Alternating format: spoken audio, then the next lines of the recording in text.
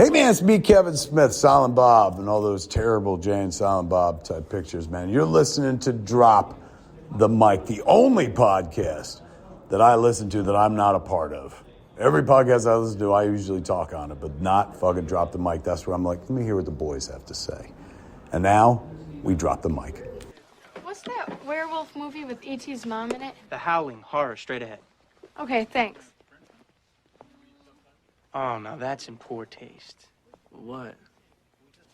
If you were the only suspect in a senseless bloodbath, would you be standing in the horror section? Well, it was just a misunderstanding.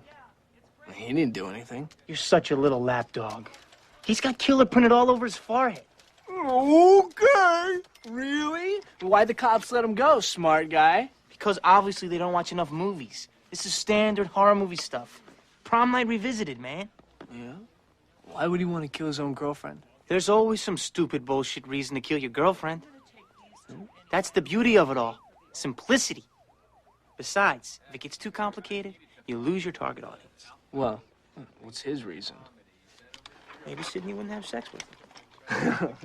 What, is she saving herself for you? Maybe. Now that Billy tried to mutilate her, do you think Sid would go out with me?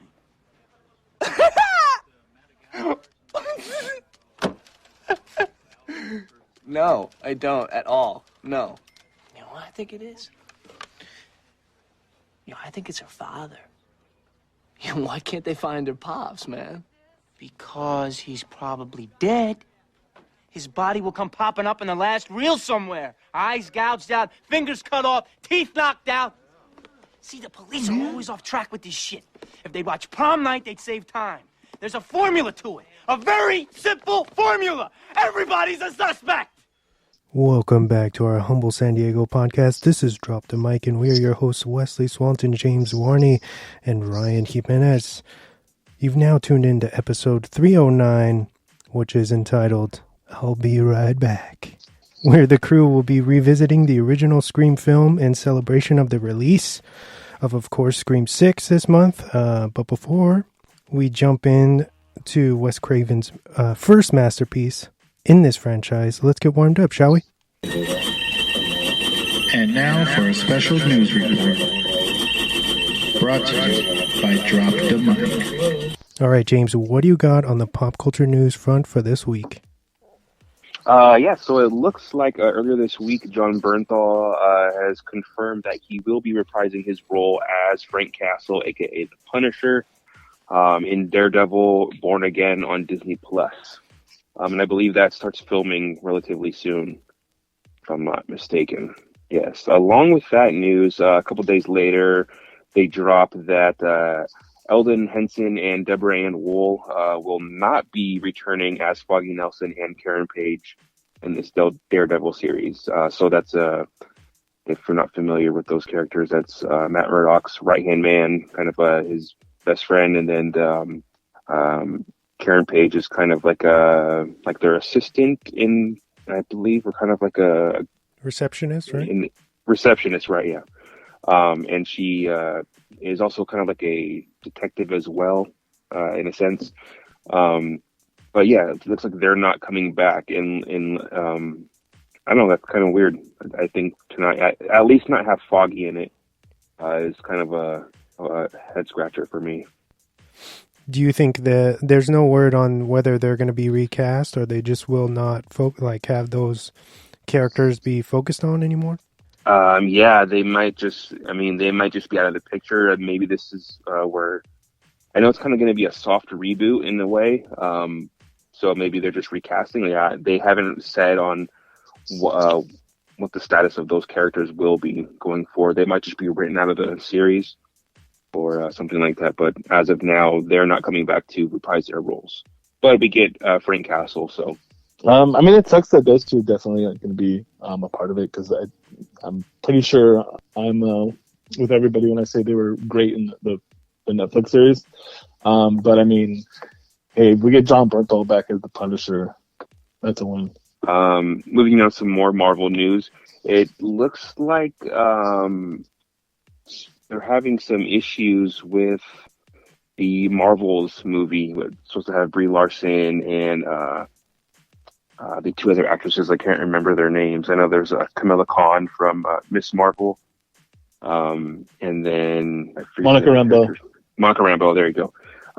It apparently there's a lot of delays going on with this film, and I don't know if this has anything to do with. I know people at one point like really hated Brie Larson for some reason, but some people are saying that she's kind of just a tyrant to work with. So I don't know. That's rumors coming out of that, for I guess people who are close to the set, saying that she's a hard person to work with, at least in this film particularly. Yeah, I don't know. It looks like they're maybe, like I said last week, Marvel's kind of running into some roadblocks with their movies now. I was reading that. I saw an article about that. And from what I understand and what I was reading, that person who's close to the production is saying that she's like terrible to work with. Like, yeah, that's what I was reading too. And she's I think it was quoted as saying like a nightmare to work with. Yeah. One of the things that she was pissed about the title of the movie because I guess she was mad because the movie's called The Marvels instead of Captain Marvel 2, and instead of like it being like a movie centered around her character. Yeah. I don't know how, like you said, it's a source close to the film, so I don't know how reputable that person is, but yeah, I mean, obviously there's delays in the film, so maybe some of it's true, some of it's not. Who knows? I'm sure we'll find out when it gets in a couple of weeks when some more stuff comes out. Spider-Man Freshman Year, which is going to be the next, I guess, the second trilogy in this Tom Holland Spider-Man movies. This one's going to be Disney's reporting a late 2024 release date for that one. And then my last bit of news, Jenna Ortega is in talks to play Winona Ryder's daughter in the Beetlejuice 2 sequel. So I thought that was pretty interesting. It's her world and we're just living in it. And this coming from, she came from Disney, so that's crazy too. How successful and how different, how much of a change it is from Disney, so that's pretty cool. She didn't get stuck in that role. All right, Ryan? Yeah. So in a recent Reddit AMA, I don't know what the AMA was about, but I'm assuming it was for the upcoming Evil Dead. Sam Raimi revealed that his production company is trying to come up with an idea for a sequel to Drag Me to Hell, which I'm super excited about, even though they're just thinking about it, because that's in my top 10, along with the first Evil Dead, my favorite movies of all time. So I fucking love that movie. So I'm pretty stoked to hear that. How do you guys feel about that movie and the news? Drag Me to Hell, we did an episode on that not too long ago, right? It's a good film. That one took a long time to grow on me. I wasn't really into it for a while, and then I changed my mind. So yeah, a sequel would be cool. There's a lot of exploration there, obviously. So yeah, I hope they go through with it. Also, if you haven't gotten to see that, like if you have the chance to see that on the big screen with like a big ass audience, please go and do it because it's the fucking best. Bring as long as Justin Long comes back, I don't care. That fool has the worst luck in horror movies. So Blumhouse and James Wan's Atomic Monster is adapting a movie based on the popular video game Dead by Daylight. So that's pretty interesting because I know Dead by Daylight has a whole bunch of different IPs that it works with for like DLC and stuff like that. So it'll be cool to see if they go that route and just go kind of off the wall, just bring in all different types of characters, the multiverse. But yeah, I'm stoked for that, especially with those two companies. I hate that fucking video game, dude. I'm not a fan of the video game, but the premise is cool. And with Blumhouse and James Wan, Atomic Monster, like it has to be good, right? I would think so. Yeah, that's it's interesting that they would take kind of like a multiplayer platform game and try to spin a movie. So I'm interested there. You know, with such a minimalist concept, you can do whatever you want with it, pretty much. You know.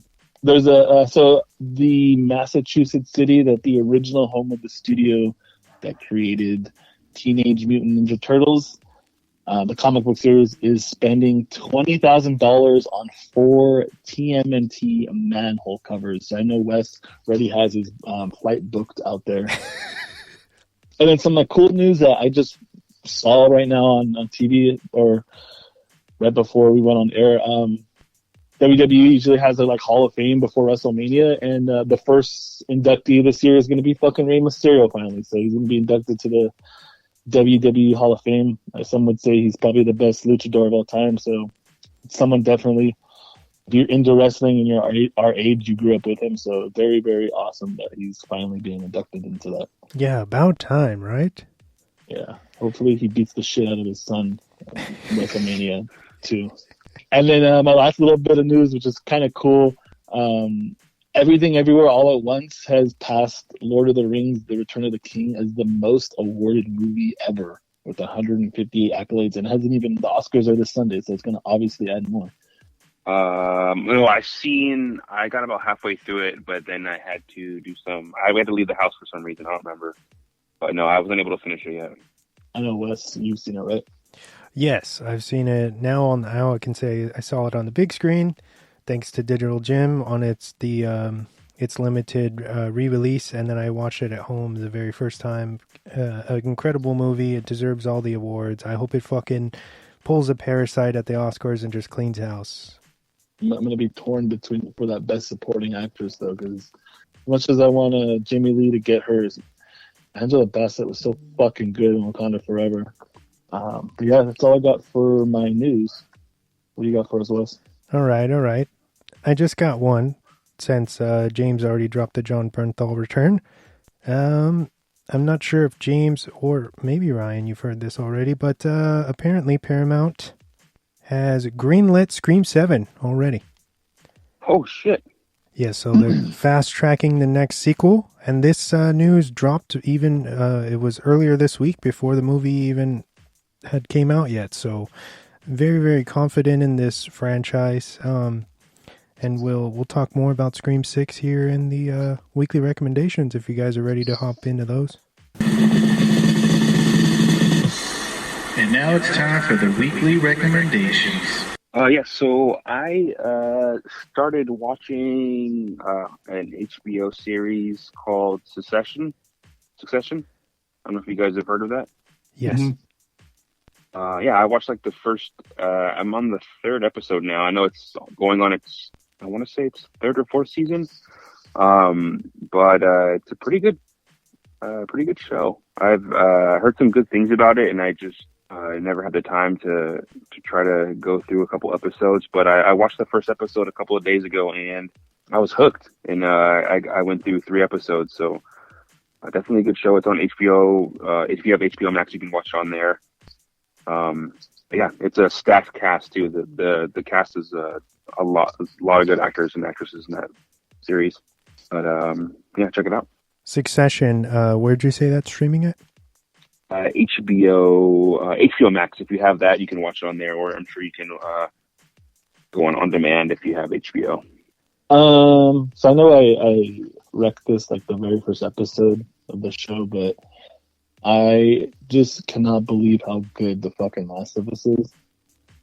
It's fucking perfect. There hasn't been a fucking episode that I was like, man, that one was okay. Even I think it was episode 6 or 7 that was supposed to be kind of a bridge. Even that one was fucking great.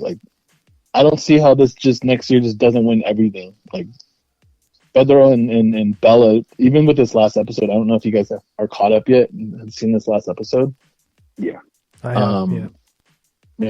Bella just puts on a fucking performance that's awesome, and Pedro's just acting his fucking ass off. Just if you haven't already, which I'm sure you probably have, go and check out The Last of Us, because it is fucking great, and it's getting me excited for the second one too, because I like the second season, because I don't know how I'm gonna live without Pedro on my screen for. I mean, we can see him in The Mandalorian, but we can see his face anymore. Just hear his voice.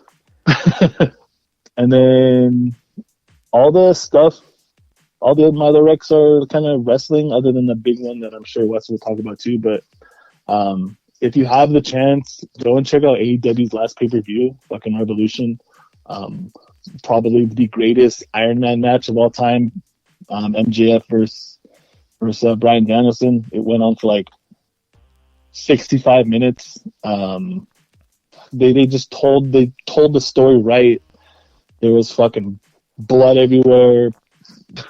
Fucking MJF had a fucking dent in the side of in the front of his forehead, like as big as like a quarter. It was fucking awesome. Everything you want in a wrestling match, it had. Go and check that shit out if you can. And MJF, Jesus Christ, the greatest heel working right now. Fuck Roman Reigns. This dude is a piece of shit, and I love it.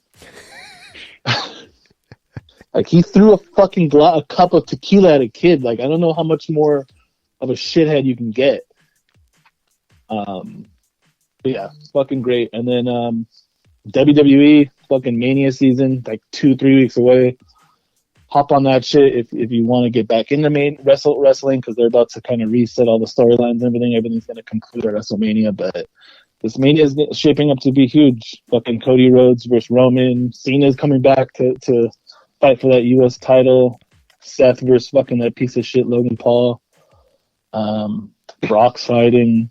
It's going to be a good-ass Mania. I'm sure there's more matches that will be announced, but yeah. That's what I got from my Rex. And then I got a question for you, Ryan. Is there some type of special or documentary series on A&E that's going on with wrestling? Yeah, there's a couple, right, Wes? Yeah. They do, like, they're kind of like biographies on classic wrestlers, no? Yeah. Okay. Yeah, they'll do I keep on seeing clips of on TikTok about John Cena and The Rock and how dude, that one was so good. Cena like tried to, or basically fucked up his performance because he noticed The Rock had writing on his wrist or some shit. Yeah, that one is about the series is basically like it'll focus on like it'll do like DX or NWO or like a rivalry, and it goes super in depth with like new interviews and everything. But that one is crazy. That one's a good one. Basically, he like called The Rock out on his bullshit, kind of unannounced without The Rock knowing, and you kind of don't do that when it comes to wrestling and promos. And The Rock had like his promo written on his arm, just like out of mere coincidence. Someone told Cena that they had seen it on TV, and you could totally tell his lines were on his arm, and Cena went out there and kind of gave him shit for it, and then like threw The Rock off, and I guess he was pissed and everything. But yeah, that's a good episode. Okay, cool. I'll check that out. I went to go see Scream 6 last night. And obviously no spoilers, but it's fucking good. Radio Silence did it again, I think. Cast is great. I think that what makes this and the fifth movie so great is that new cast. Everyone's fucking great in it. They give great performances. And it's different, and I like it.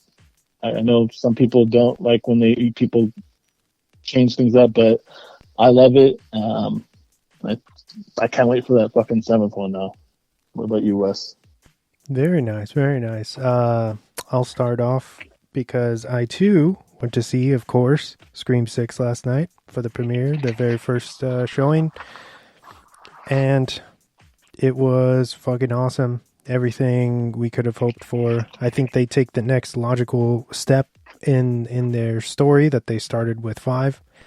And just like you said, Ryan, all the new characters are very much on the same page. They seem to understand the material and what the story's trying to do.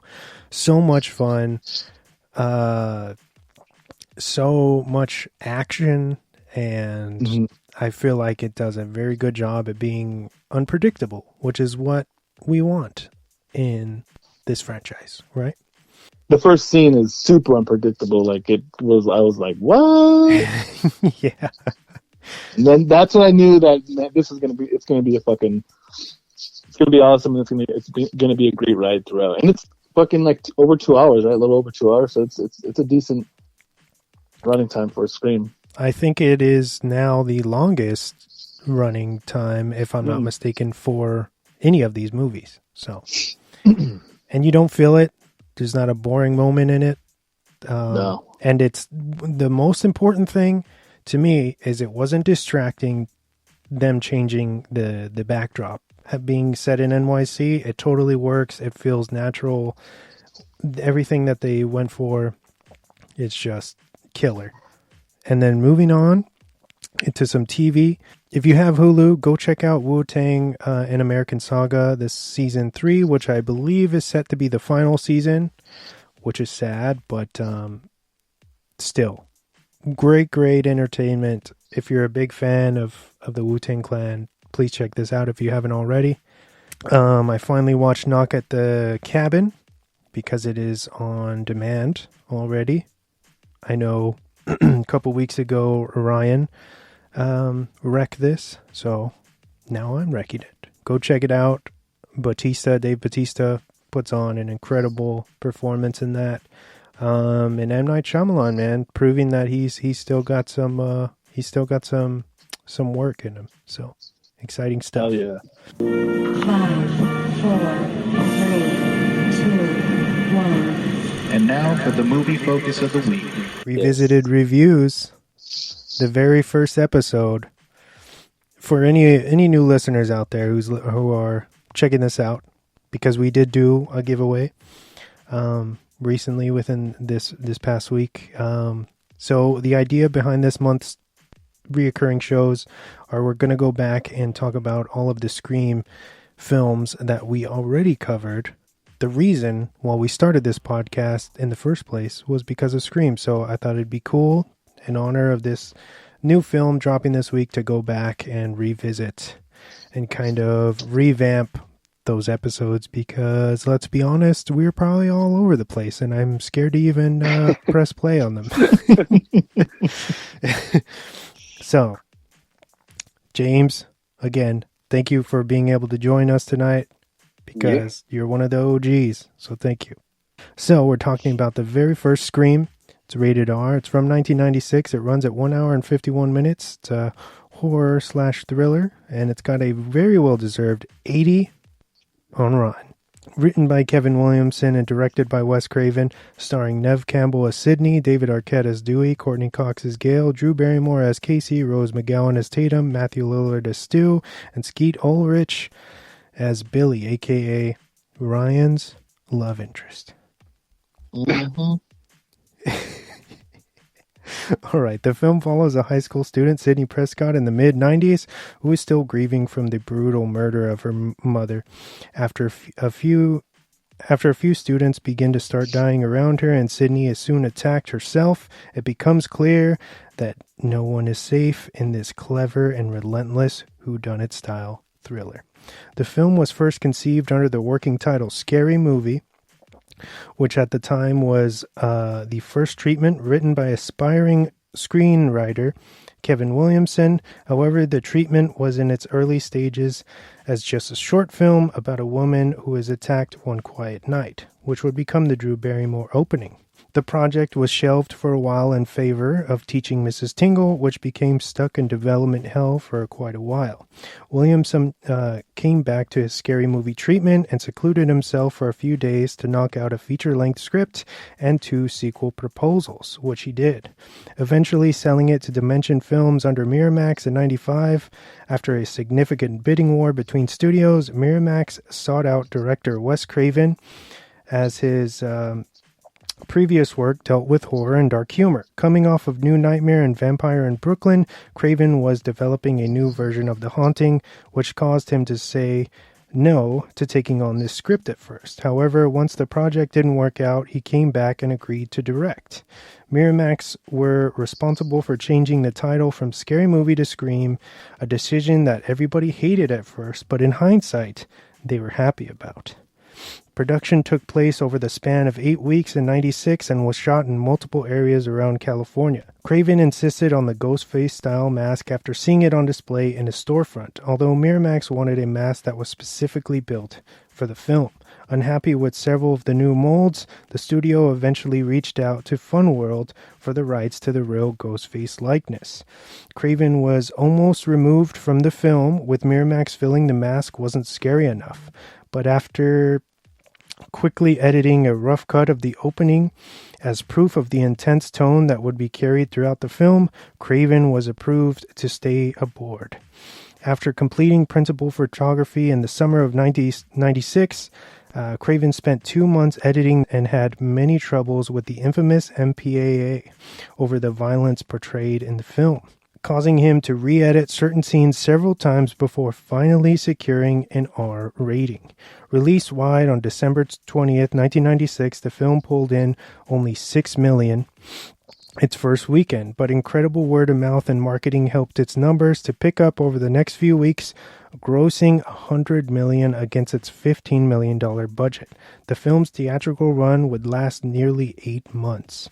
It's hard to deny Scream's huge impact on pop culture, as it is considered by many to have resurrected the then-dying slasher franchise, resulting in a re-emergence of the genre throughout the late 90s and early 2000s. It's important to credit composer Michael Bertrami's impeccable score that has been used and mimicked time and time again in other properties. The film's meta self-referencing style helps distinguish it from other similar flicks, cementing the ever-changing Ghostface as one of the most iconic sinister figures within the horror community. The deconstruction of the genre and its time of release was perfect. With the fresh cast of up-and-coming talent, many of which have Scream to thank for helping launch them even further into the spotlight. You can revisit this classic now or watch it for the very first time free with the Pluto TV app. 4.5 voice changers out of 5. Thank you. Nice. I didn't really see this movie until I think probably like 98, 99. But it definitely kind of, along with Evil Dead and older Hitchcock movies and stuff like that, kind of cemented my love for horror and especially slashers. I think it's one of the greatest slashers of all time, and solely based on, so the way I look at things is, for any type of media, sports, anything, like if you're going to call something the greatest of all time, I think there's one thing you have to definitely look at, and it's if you write the history of that thing, if you can leave that thing out. If you can't, it has to be the greatest of all time, one of the greatest of all time. So if you're writing something, if you're writing a history of cinema, horror, whatever you want to do, and I don't think you can leave Scream out of it. So that's why I believe it's one of the greatest of all time.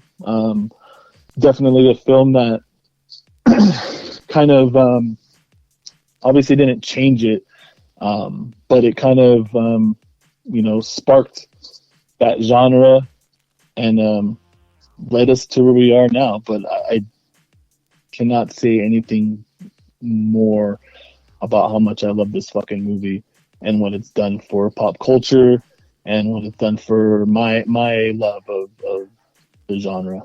Yeah, for me, I think my first time seeing this had to have been at one of my cousin's house. I'm pretty sure they had rented it from Blockbuster at some point. But I remember watching this, and this scared the crap out of me for a long time.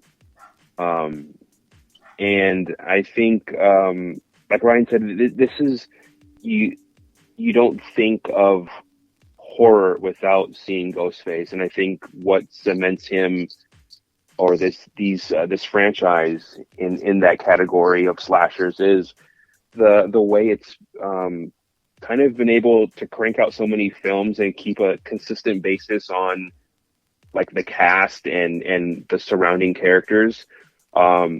Not throwing shade on the older films like Halloween and stuff like that, but they've been rebooted and stuff like that, but they have a longer history, so there's still time, I guess, for Scream to screw that up, and probably 10 years down the line try to reboot it again.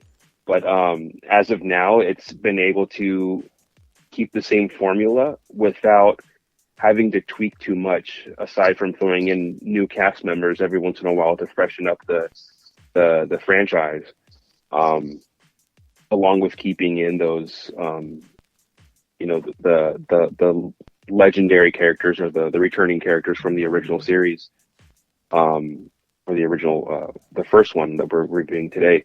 But I think it's an all-around great movie. We can go into detail on that, but I think it's one of the better ones that you can't think of, like I said, without thinking of a slasher type film or horror, without thinking of Ghostface. What about you, Wes? I mean, this movie has always meant a lot to me. Of course, I was too young to go see it in the theater, but I remember when it dropped on the home video market, we rented it right away, and I remember watching that tape several times before we had to take it back, and it was so new, and I felt like I could relate to it more than like the 70s and 80s stuff, because it just felt, it was at that time very fresh, all of these faces that we were familiar with, like, Courtney Cox coming from TV, Nev Campbell from Party of Five and The Craft, Matthew Lillard, of course, like, and the list goes on, but there's something about this formula that keeps these films entertaining, because it's not something where it's one guy like Freddy Krueger or Michael Myers or Jason Voorhees, where it's one entity and you're familiar with them and it never really changes. There's just a different body count, and what can they do? How can they, almost like Final Destination, where it's like, how can we kill people more creative? But this is it's shrouded in mystery, which makes it like the plots from film to film are ever changing, and it keeps them from being kind of cliche. And I feel like the whole point of this script was to kind of flip the tropes that all of us as genre fans are familiar with on their head, and just completely crush our expectations, which it does. And I feel like each like you guys were saying, like the consistency throughout each of these films, they do a great job at referencing themselves and things and the rules, shout out to Randy Meeks. And as you get deeper and deeper into the franchise, everything is completely it's always different.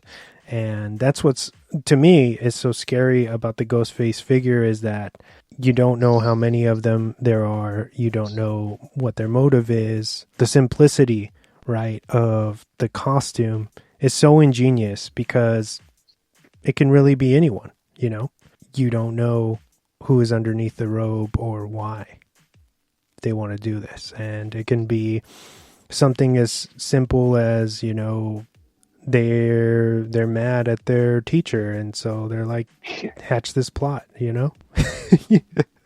I think that's a great thing in this franchise, and this one in particular, it's the starting of it, is it's like a whodunit, really, a whodunit slasher. Mm-hmm. And they play this game of kind of like in this they point out, hey, Randy kind of points it out as, you guys are, Billy is kind of the ideal suspect, and then you're led to believe, oh, maybe, it is this guy. From the beginning, you're kind of led to be, oh, this is the guy who's probably, I'm pretty 100%, like, 80% sure that this guy is the one who's doing it. And then you get thrown to like, oh, now her dad's missing. Maybe it's her dad who's doing it. Maybe it's Randy, because he's the horror nut, and he knows all the rules about all this stuff, and this is stuff he loves. You kind of keeps you guessing, which also is a way to keep you on your toes and throughout the whole franchise, really. They even do things where you suspect, if you pay attention, you're supposed to suspect maybe it's Dewey. Like when Sid gets the phone call while Billy is still in jail. So she knows it's not him, or she thinks it's not him, I should say. Right. And then, you know, she gets the terrifying phone call, and then Dewey comes out after he's already hung up. So then you're supposed to believe maybe he's calling from inside his room, you know? I don't know if you guys ever thought about that, because there's multiple layers to this, or how you can, you know, perspective, I guess. But and also what this movie does is cell phones at this time were very, very new. And it's kind of playing on this primal fear of, all right, we're used to, in 96, landlines. That's the only way that we talk to our friends. Cell phones are barely coming out. You know, not a lot of people have them. Maybe the wealthier people, maybe. But now this movie presents this new, like, what if somebody can fuck with you and talk around and be stalking you with a cell phone, you know? and at that time, it was kind of an unheard of thing. So I think that's a big reason why Scream works so well, is it's playing off of, much like how Scream 4 came into like the technology era, and then they were able to replicate like the Ghostface voice like on their cell phones and stuff. This one kind of does the same thing, where it's like, what if people snap and they have this technology at their fingers? What are they capable of doing with it? Let's talk about how fucking good, how chilling Drew Barrymore is in that opening, because it's probably one of the you know, the quintessential slasher scenes of all time, right? Yeah, and it works like as just a short film. If you were just to watch that scene, what a fucking great short film, you know? And Yes. and Drew Barrymore arguably being the biggest star at that time on the roster, who, I don't know if you guys read into the behind the scenes stuff at all, but she had initially signed on to be Sydney. But she had some, I guess, other jobs lined up that she had forgot about and wasn't able to commit fully to Scream. So she took on the Casey Becker role or whatever. And it became like this huge thing that they killed. This production essentially kills off their biggest star within the first maybe 10 minutes, 15 minutes. Yeah. Mm-hmm. Insane. And shout out to Roger Jackson, who is the voice of Ghostface, arguably the best thing, hands down, outside of Sidney Prescott, of what we, in the actual material. His voice is insane. It's like the most threatening shit I've ever heard in my life. Just like It's that iconic. scene, it's iconic. Yeah, it's exactly what it is. Like you can't not look at Ghostface and not hear his fucking voice. And like you said, it's incredible how fucking terrifying it is. And the fact that none of the cast were able to see what Roger Jackson looked like. They're like, when you see them in the film really talking to him on the phone, that's really him talking to them on the phone. That's not edited. That's nothing. That's the only way that they heard him. They could never put a face to the voice. Craven had that done specifically to invoke fear, because he knew exactly what he had with a voice like that, you know?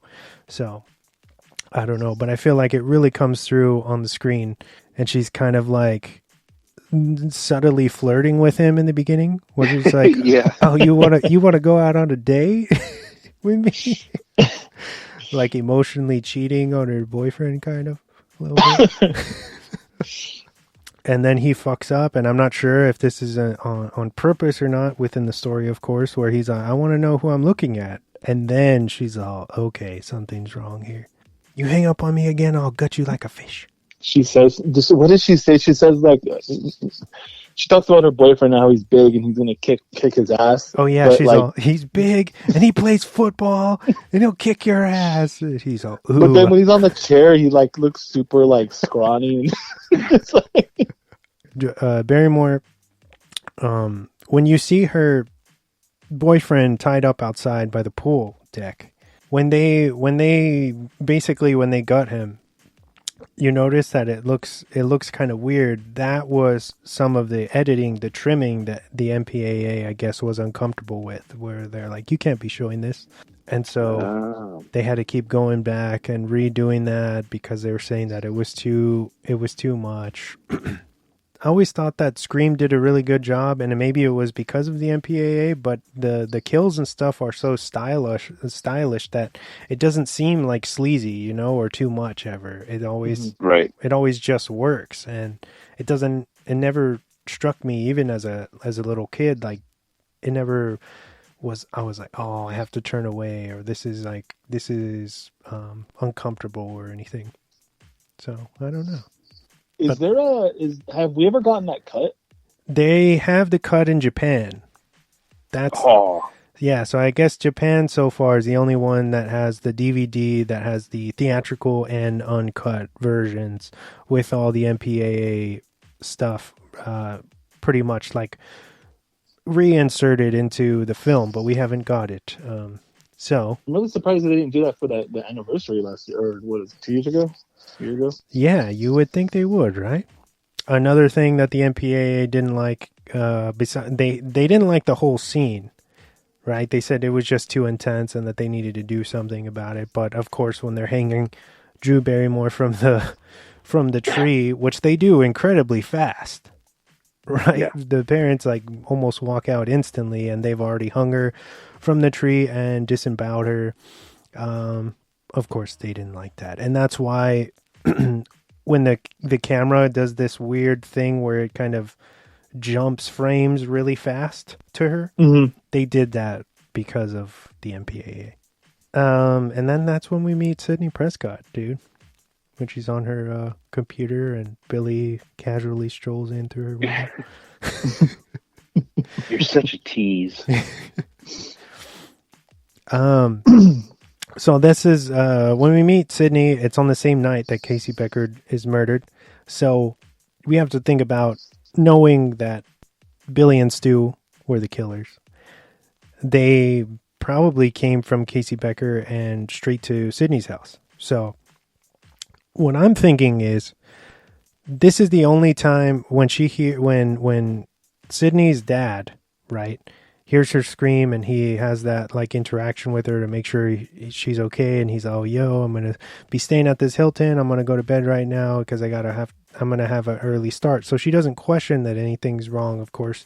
But in my opinion, I don't know this for sure, but I think Billy went in through her window to distract her while Stu kidnaps the dad. That makes sense. That makes sense. Yeah, I can see that happening. And cloned his phone, because everything that happens, they reveal that all the records from then on are from the father's phone, Neil Prescott. And so we're led to believe that he's in on it for most of the movie. But I think right there, when things are getting hot and heavy with Sidney and she rejects him, that was all staged so that Stu could kidnap her father. And they steal his car and whatnot and ditch it down the road, etc.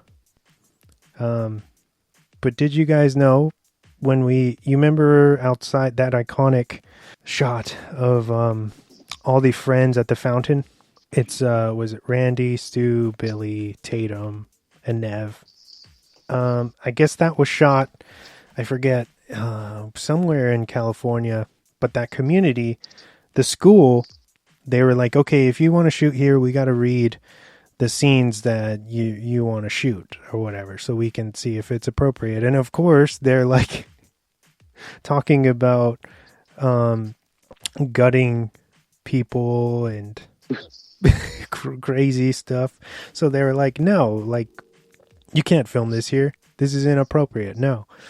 They weren't able to shoot inside that school So all the shots that you see of them inside the school are in a different part of California, all because of that school board not wanting them to be there. So they were able to, I think they petitioned and they were able to shoot outside on that fountain, and that was it.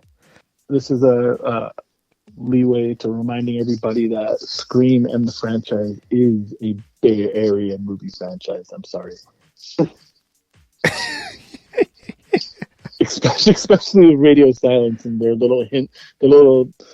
I think someone was wearing the A's hat in the fifth one, or it was on his bed. What's his name? Damn. Dylan Minnette. Yeah, it was on his bed, and then this one there's a fucking Too Short song playing. So it's Bay Area. I'm sorry, you guys. Fucking Too Short in the new one. Yeah. I knew. I thought to myself, I was like, "Oh man, Ryan's fucking wetting his panties right now." Oh yeah, of course I was. That whole story with the school didn't they like? It was like up to the date, right? A couple of days before they started shooting, right? That they gave them the final say so. Yes, because them shooting there brought a bunch of revenue and stuff just from them being there. So then the community was like, no, let's let them do this. This is cool. And they were able to kind of overthrow the school, and they're like, okay, but they did not let them shoot inside. So when you see the interior shots of the school and characters interacting with each other, that's actually an elementary school that they found that they were able to shoot inside in some other place in California. Did you guys know that the Scream itself is inspired by a true story of this dude in Florida that killed a bunch of people? Of course, it would be a Floridian. The Gainesville Ripper, right? Yeah. Yes.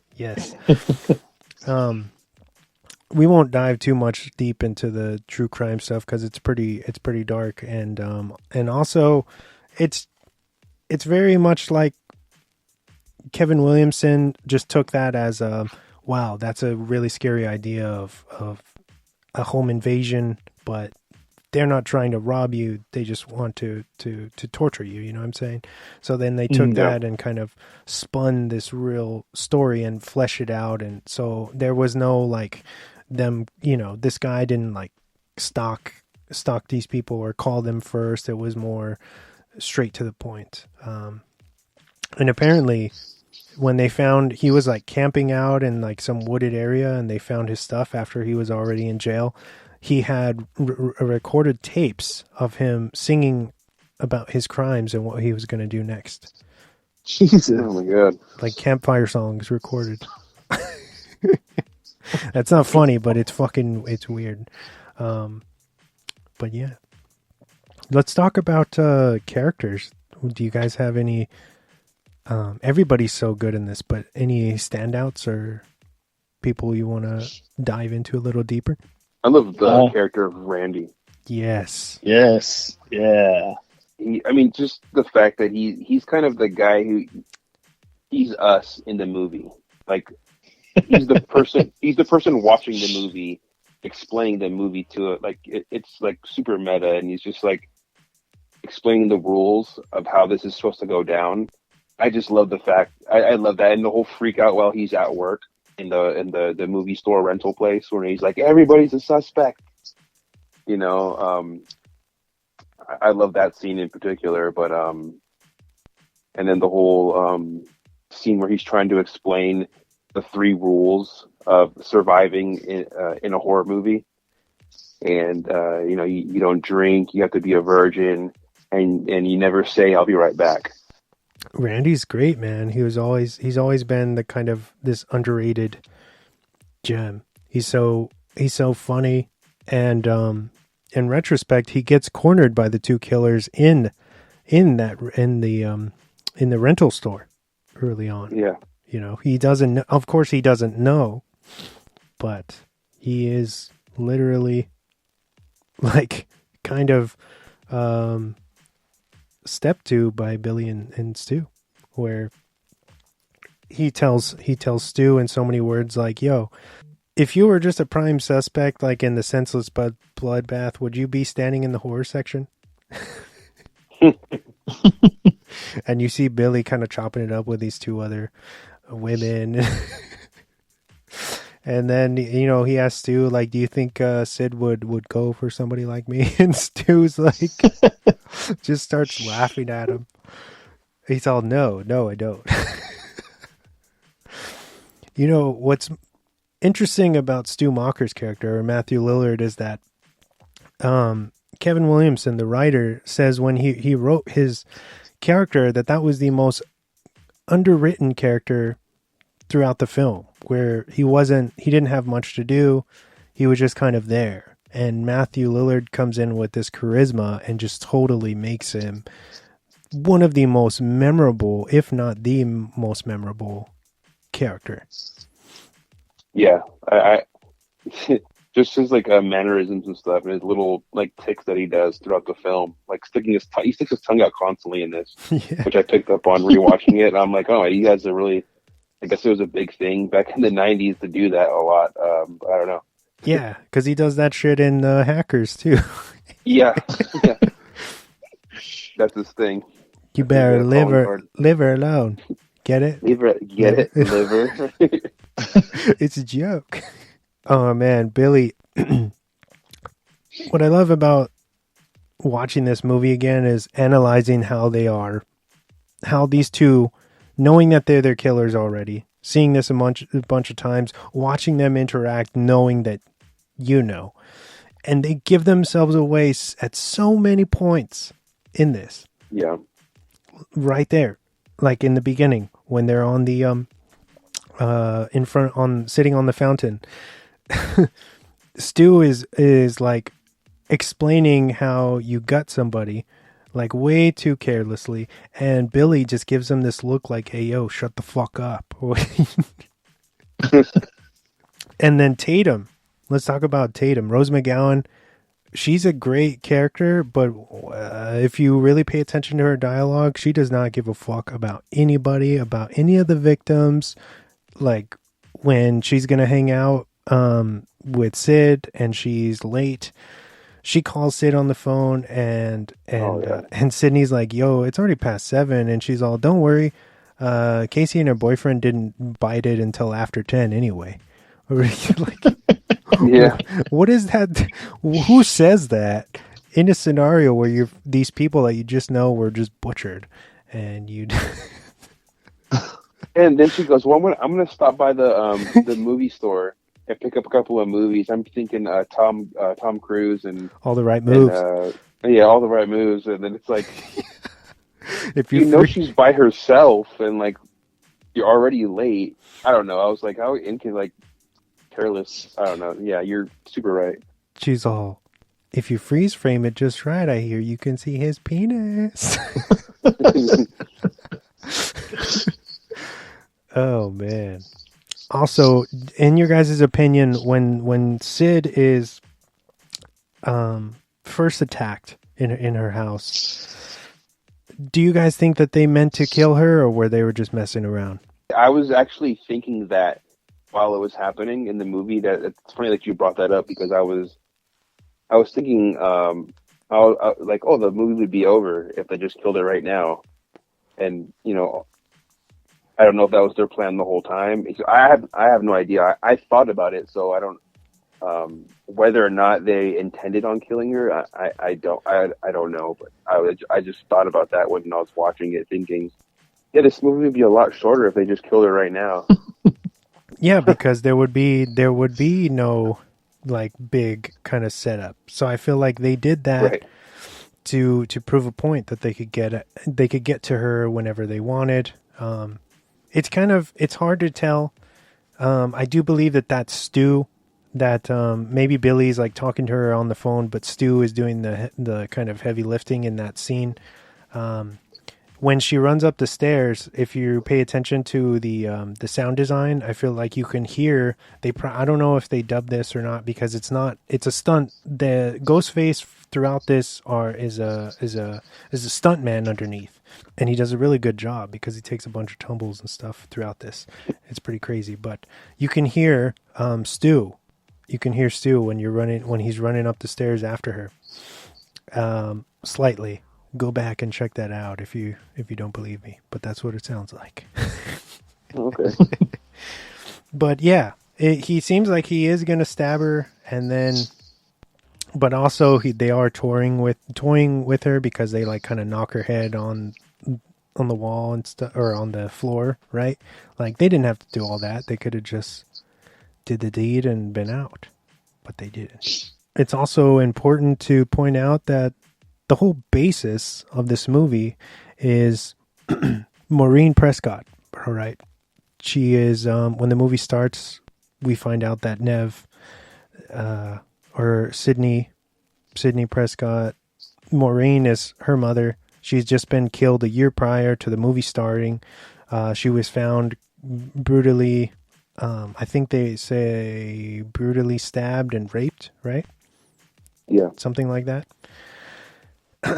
And Sydney basically said that it was Cotton Weary's character, that she knows for sure that he was the one that killed her, and he has a little cameo in this. I think they only show him like on the television, right, being escorted into a court or something.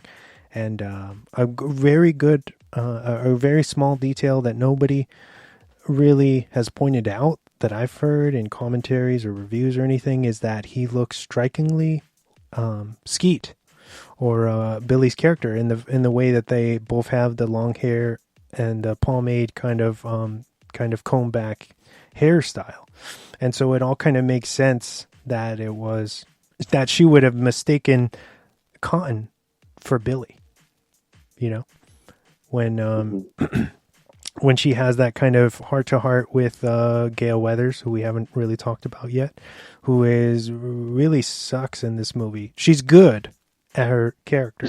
Don't get me wrong, but she's really mean. Mean, out for herself, right? Reporter, Gale Weathers, Channel 8 News. She's basically tells, like, Sydney, like, you're not sure anymore. Huh, like you don't know, like I think that you falsely accused this guy and that he's innocent. And she's like, no, I saw him leaving with, what did she say? Jacket. With a coat, right? And she's like, yeah. And Gail's like, no, you saw somebody leaving with that coat. So I believe, again, this is just my perspective, but I think that she saw Billy, and because they have that same hairstyle, that it was just a case of mistaken identity, I guess. There's not many flaws in this, but I do not like when they're getting ready to have the Stu's house party and Tatum and Sydney are kind of going around, and they're like, I think they're sitting at Tatum's house and they have like a chat outside, and then you see Ghostface kind of just in the woods, like lurking, but in costume, watching them. That didn't need to be there. And especially when they go to the grocery store or liquor store or whatever it is, and they're getting supplies for the party, and then he's just like in the background and you see his reflection and he's like watching them as Ghostface in the grocery store. No, didn't need to be there. Yeah. That's filler, and it didn't need, and I understand we can't see who it really is, but it was the 90s, right? Crazy time. Another thing is this movie feels so short because the third act is like 40 plus minutes long. So before you know it, you're already at the house party and you're like, yo, this is the end of the movie already. Yeah. What the fuck happened to the movie? You know, like they're already there. They're there. And that's how I felt when we went to go see this at the Hollywood Forever Cemetery. That the first film, it just flies by, and I'm not sure if that's just a testament to how good it really is, but you do not feel the runtime whatsoever. Right. We went to go see that, right? If I'm not Yes. mistaken. Yes. Okay. I remember going to see that, and we saw Drive. Awesome experience. If anyone's, are they still doing that? Yes, they still do it every summer. And then was it me and Ryan? We went to see the double feature, correct? Yeah, it was double feature. The one Nice. and two together. Let's talk about Henry Winkler, who I think was uncredited in this, if I'm not mistaken. Was he? Yeah. Yeah. Whoa! No way. I guess he said he didn't want to take the limelight away from the younger cast, but Henry Winkler from Happy Days is the principal, and he's a red herring because he kind of like touches Sydney, like he grabs her face like really inappropriately. Yeah, he like holds her chin, and he's like, "Are you okay?" And you see the sheriff look like, "What the fuck is going on?" Yeah. When that happened, I was like, "What the fuck is going on?" I never picked up on that. Yeah. I totally forgot. So then, of course, in school, you have all these fucking kids that are desensitized, running around in the ghost face mask, just causing trouble. And the principal, Henry Winkler's character, pulls the two kids in, supposedly that were, messing around. And he's like, yo, like two of your students so far were brutally murdered, and this is how, like, you show your respect. You guys are both expelled. And they're like, yo, that's not fair. What do you mean? And then he has these scissors, which was improv or added in like at the last minute. And he's just like waving these fucking scissors at them all crazy. When he gets taken out, my only thought was, I wonder if he put in paperwork for those two kids to get expelled or not. That was legitimately what my thought was. Like, damn, I wonder if they're still expelled. There's a really cool cameo from Wes Craven, because they're like, somebody knocks on the door. I'm going to assume, because Stu is like, with everyone kind of setting up the party, it has to be Billy that takes out the principal. But he knocks on the door and he goes and hides somewhere, and then the principal comes out and he's like investigating. He can't find anything, and he walks out into the hall. He's all, you goddamn kids. And then Wes Craven, dressed as Freddy Krueger, is like, what'd you say? Yeah. Oh, not you, Fred. But then, yeah, he goes back, and the principal goes back into his office and gets stabbed, and we get that really cool visual of his eyeball and the kind of ghost face showing up. Did you guys like? I really like that scene where Sydney goes into the bathroom. She hides in one of the stalls, and she kind of hears this cheerleader and another girl, what they really think about her, or her kind of reputation. And it's really good kind of character building for us to find out like how people are judging her and her mother.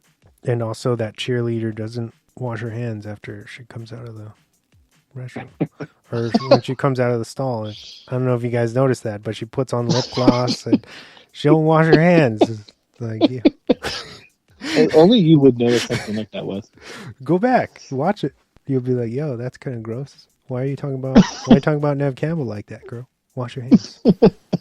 That chick is just saying all of this crazy stuff and kind of says, yo, what if Sydney's the killer? And so it all comes back to Vic's kind of Vic's overarching theme that one day Sydney is going to be revealed as the ghost face. Because she arguably has the most fucking fucked up trauma ever. But right after everybody leaves the restroom, she comes out and she hears somebody say, Sydney, very faint, very good sound design again. And then you see those boots come down from the stall, and then the robe, very iconic moment. Something that I noticed I watched this like 4 times in preparation for the show. When that ghost face comes out and tries to attack her, he doesn't have a weapon. He has nothing in his hands. So that makes me believe, it couldn't have been Billy because she had just talked to Billy outside, so he couldn't have followed her in there without anybody seeing him.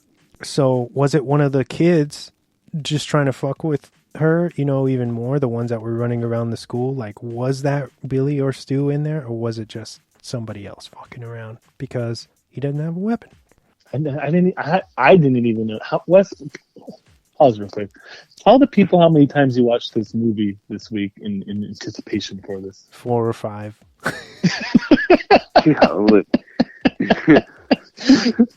I can tell.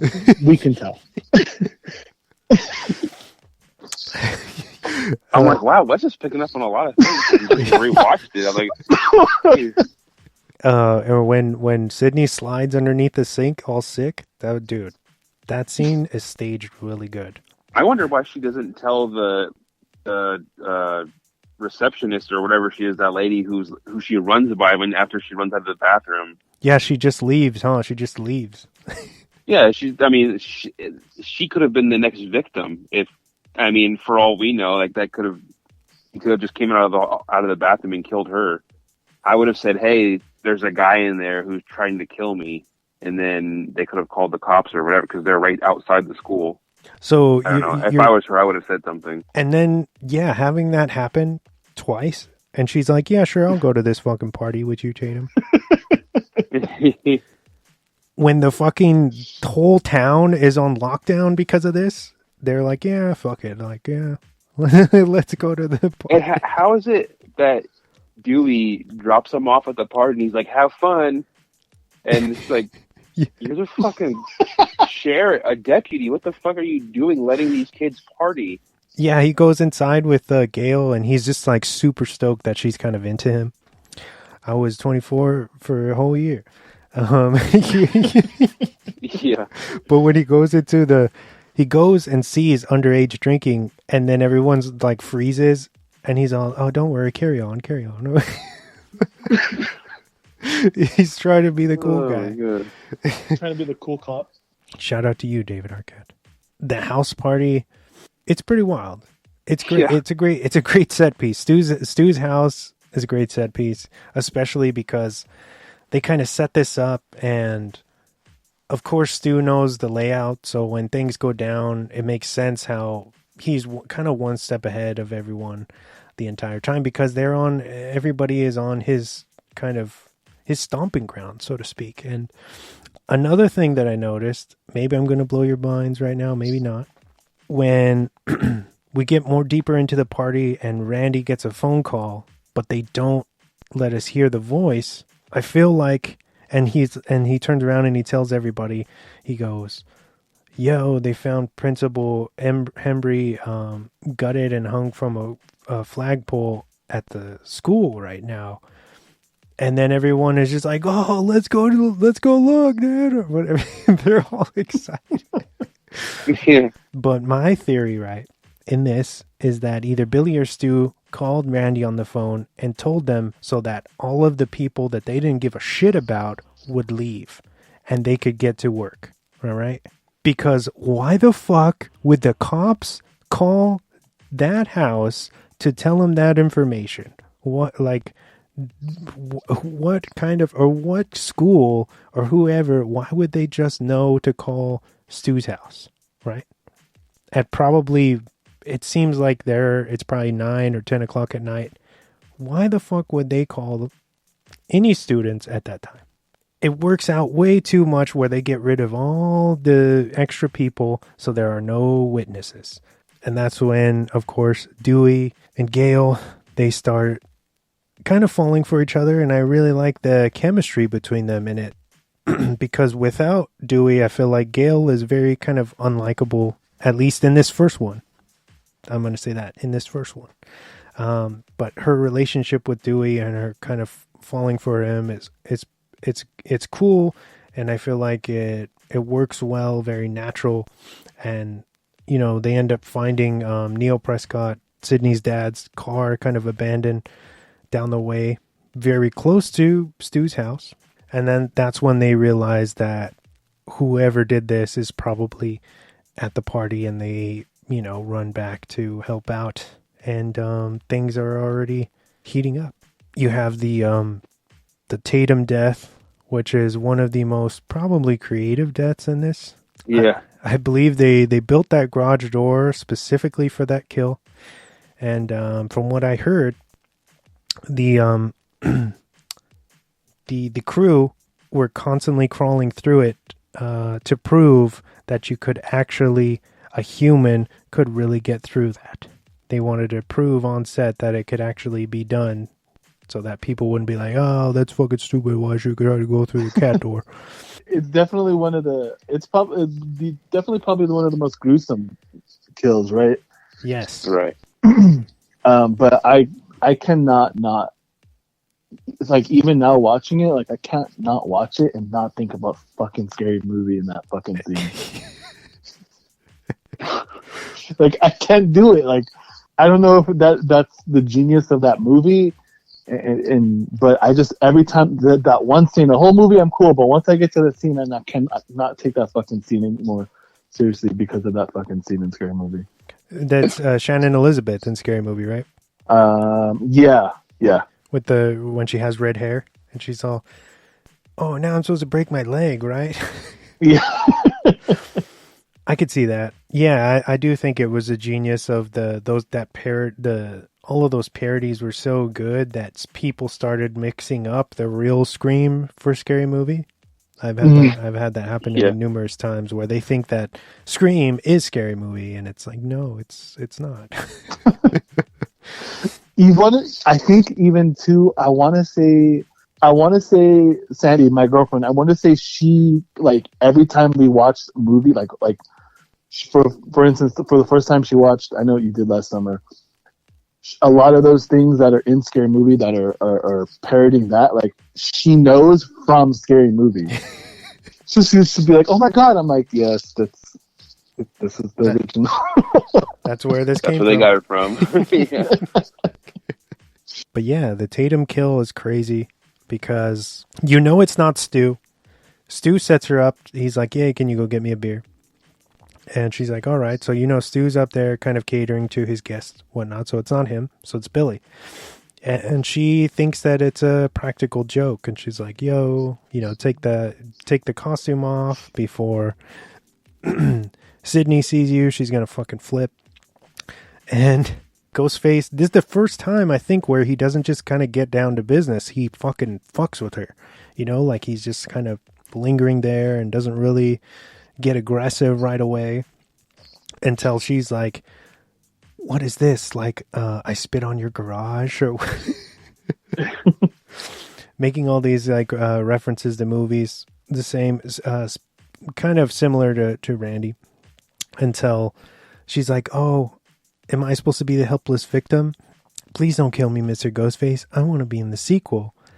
And that's when he kind of slashes her arm and she knows that something's wrong. And she kind of kicks the shit out of him, to be honest. Nails him with the freezer door. Fucking chucks big fucking beer bottles at him. And you see him just get nailed in the head, too. Does a flip, like he kind of gets tossed over her and falls on those wooden steps, like really bad. Mm-hmm. And then, the door's locked, of course, because Stu's probably locked it from the inside, so she can't get out. And she has no choice but to try to go through the kitty door.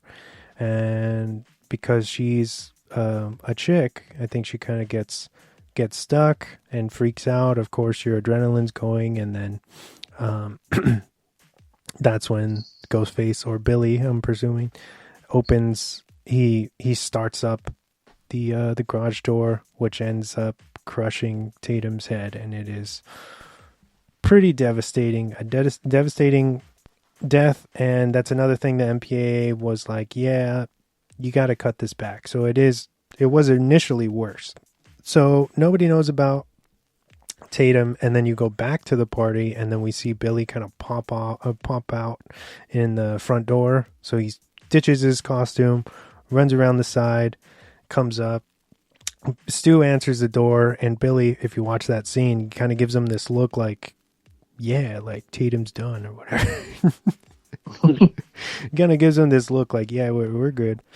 We're on schedule. And Stu's like, oh yeah, you and Sydney can go upstairs, use my bedroom, talk or whatever. And Billy's like, yeah, it's called subtlety, Stu. Why don't you look it up? And then Sid's all, she's feeling bad about accusing Billy, and she's like, no, he's right. We can go upstairs and talk.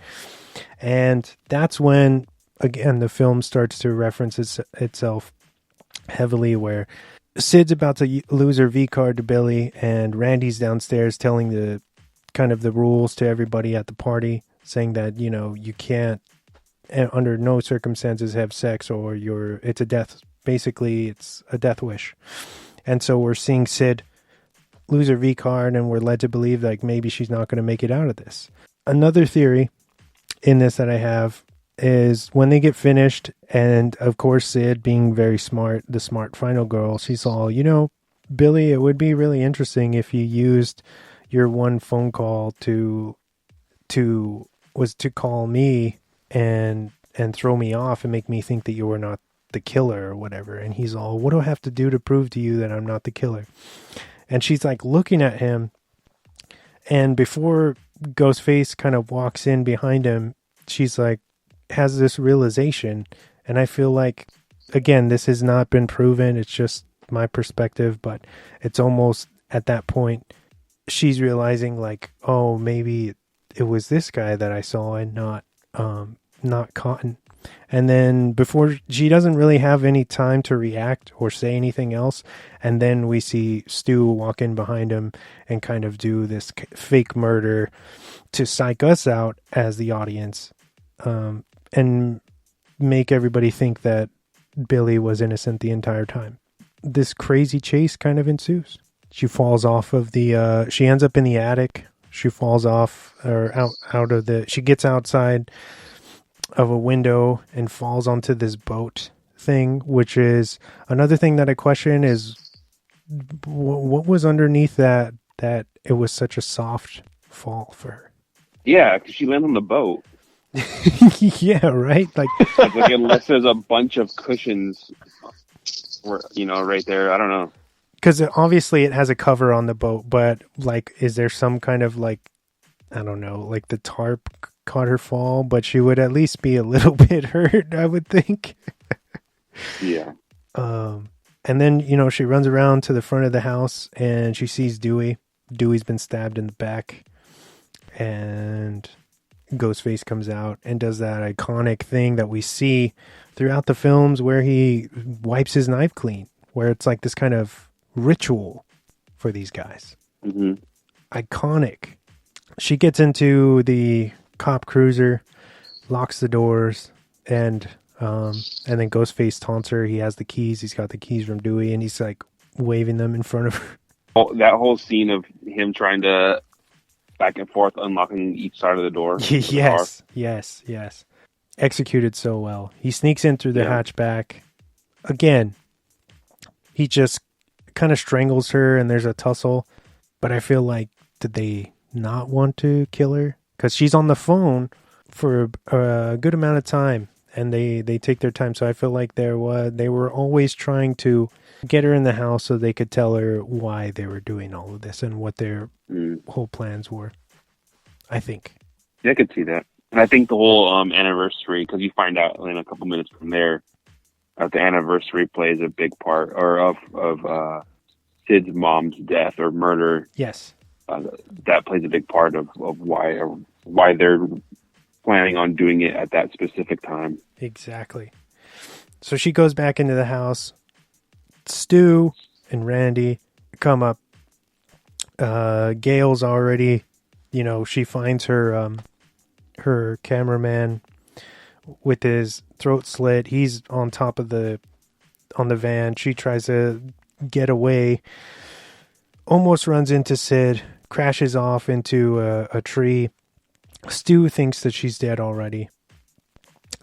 Stu tries to act innocent with Randy. I think Randy already has caught on to what's going on with these two guys. And of course, Sid doesn't know who to trust. So she says, fuck you both. Closes the door on both of them. And she turns around and she sees Billy kind of stumbling down from the upstairs bedroom. She thinks that he is dying. And he, she has a gun. I think she gets Stewie's gun. He takes the gun from her because she thinks he's an okay guy, which is really, really wrong. He opens the door. Stu's already left. He lets Randy in and shoots Randy in the shoulder blade. Yeah. We all go a little mad sometimes.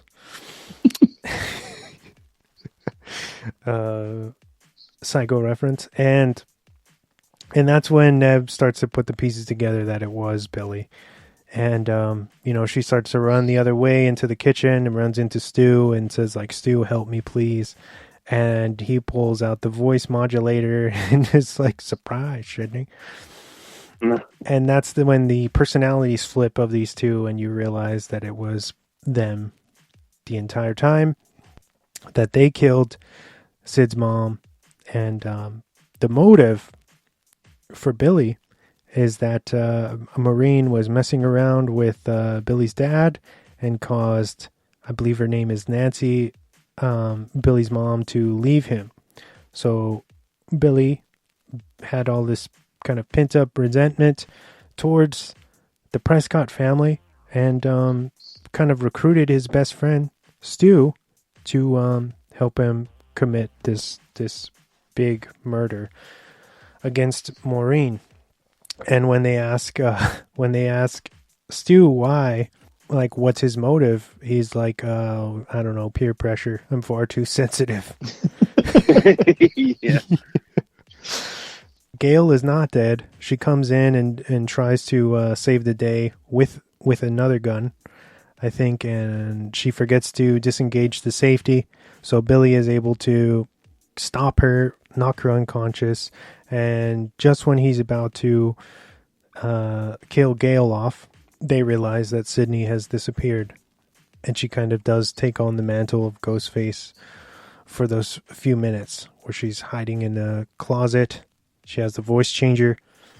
She hides her dad because they also had revealed that they had planned to frame her dad and make it look like he had snapped because of the anniversary, like James said, the anniversary of his wife's death.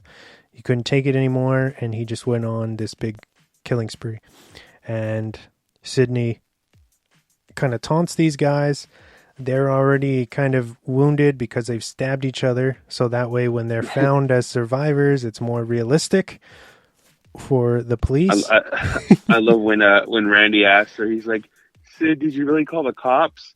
And she's like, yeah, they're on their way, asshole. He's like, oh man, my mom's gonna be so mad at me. When Billy takes the phone away from him, he's all, where are you, you bitch? And she's like,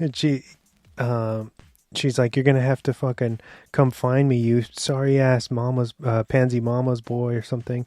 And then he's all, fuck you, bitch. And he throws the phone and it smacks Matthew Lillard in the head. He's all, you hit me with the phone, dick.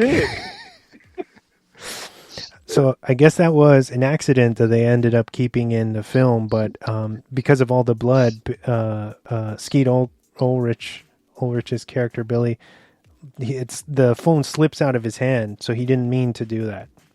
So that's awesome. Lillard, like an improv from Lillard, where he's really kind of upset. You're seeing this, like him upset in those few seconds. So then that's when Billy's like looking for her, right? And he walks by this closet, hears a noise, and then she comes out and hits him with, I think is like an umbrella, right? With a sharp point. Knocks him down and reveals she's in full, like in the costume, reveals that it's her. And then Stu comes around the corner and attacks her. They tussle. He says, I've always had a thing for you, Sid. She kicks him in the balls and drops this big ass TV on his head. Yeah, it's so funny because like nowadays, like doing that with a TV, it's like, okay, it's like 10 pounds. Yeah, it might hurt. It might hurt you, but not. It might hurt, but you're not going to get fried. No. Those tube TVs are pretty dangerous, but Yeah, those are heavy. Yeah. My grandparents still have like one in one of the rooms. if you watch, you can see, and this could be just a mistake in the production, but you can see Lillard breathing after, like, before they cut away from that scene. So is he dead? I don't know. We don't know, right? Gale shows up after that, right? Yeah, that's when. Yes, because Billy comes back alive. Yeah, he comes back and they start fighting, and he's gonna he's about to stab her. Stabs Sydney, and Gale saves the day, shoots him in the shoulder blade. I found the safety that time, asshole. That's when Randy wakes up from his being shot.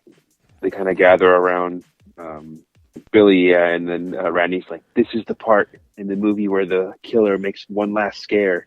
He wakes up, and they shoot him in the head. I think one of the reasons this franchise in particular is so loved, especially with people in our age demo, is specifically because of that. Because this came out at a time where we kind of grew up with the franchise as it grew as well.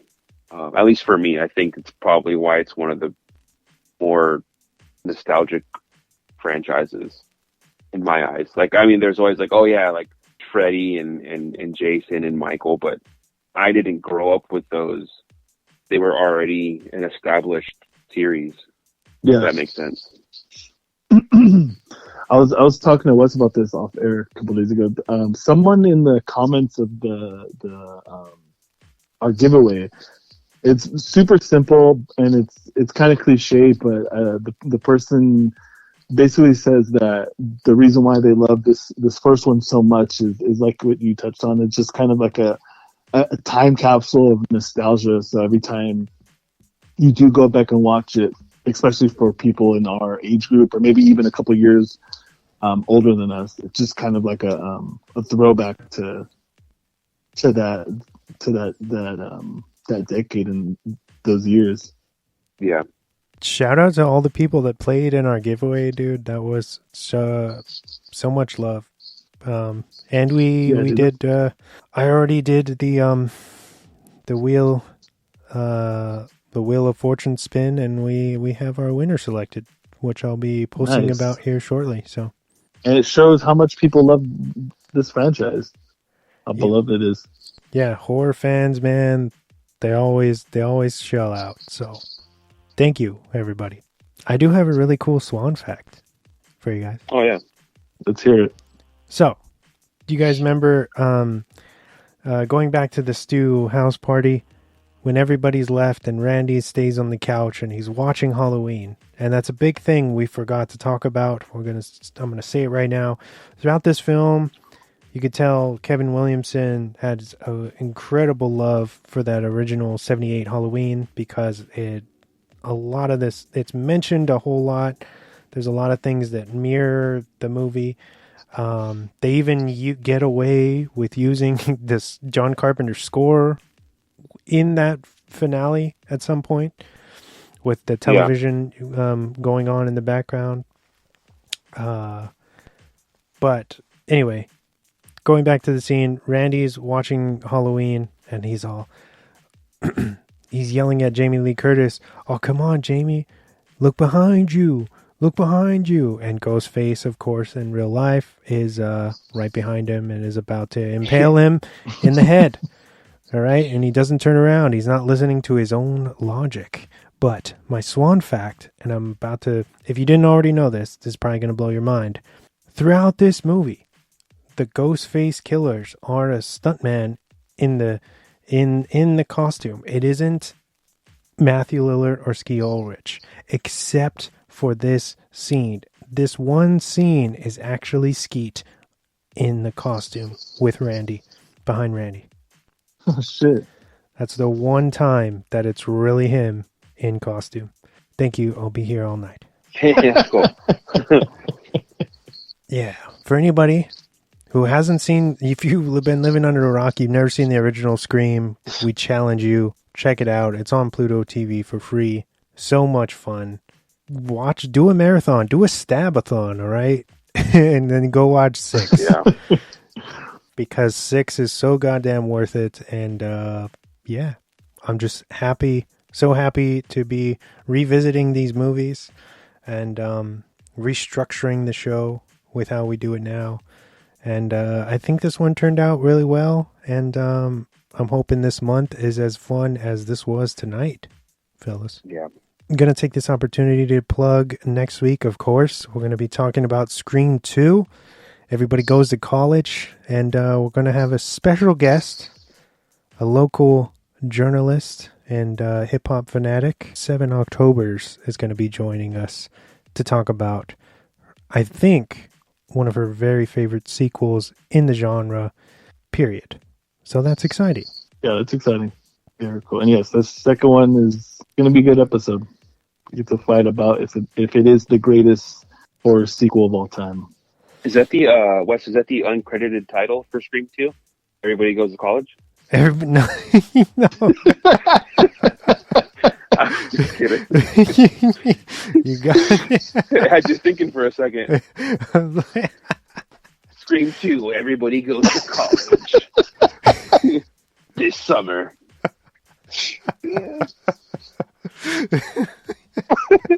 All right, James. Tell all these lovely listeners where they can find us and what we do. Yeah, so we are Drop the Mic. We are available on every single platform that plays a podcast, whether it's Apple Podcasts, Google Podcasts, Stitcher, Spotify, tons of other ones. If it plays a podcast, we're probably on there. Just look us up. We are Drop the Mic, like I said. If you have the time, give us a 5 stars, a thumbs up, a positive review, download the episodes, stream them, whatever it is. Share them with your friends, family, and coworkers if you think they'll enjoy this episode, or we have a whole huge catalog of episodes behind this one if you think they'll like those ones as well. A bunch of different genres and movie types. Check those out. We have an Instagram that me and Wes are both attached to. You can comment on our posts there. You can request a film that we haven't done. You can let us know how you enjoyed our most recent episode. Tell us what we're doing good, what we're doing wrong, whatever we can do to improve. We're always looking for that information as well. That is at @dropthemic_podcast. And we respond pretty quickly if you want to message us there or comment. We're pretty good at that. And follow us on Twitter as well. Our handle on that is @dropthemicpod. All right, fellas. Once again, thank you everybody out there for playing our new Scream 6 giveaway. It was a lot of fun. Thank you to House of Shar, Sandia Stitches, and of course our own Ryan Jimenez for helping me put together such a cool giveaway. Until next time, this is Wesley Swanson, James Warney, Ryan Jimenez saying good fight, good night, and stay spooky. Ooh, spooky. Hello? Oh, Stu. What's your motive? Billy's got one. The police are on their way. What are you gonna tell them? Peer pressure. I'm far too sensitive. I'm gonna rip you up, you bitch! Just like your fucking mother! You gotta find me first, you pansy-ass mama's boy! Fuck!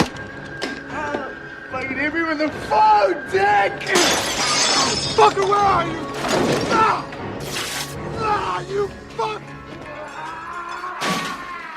Did you really call the police? You bet your sorry ass I did. My mom and dad are gonna be so mad.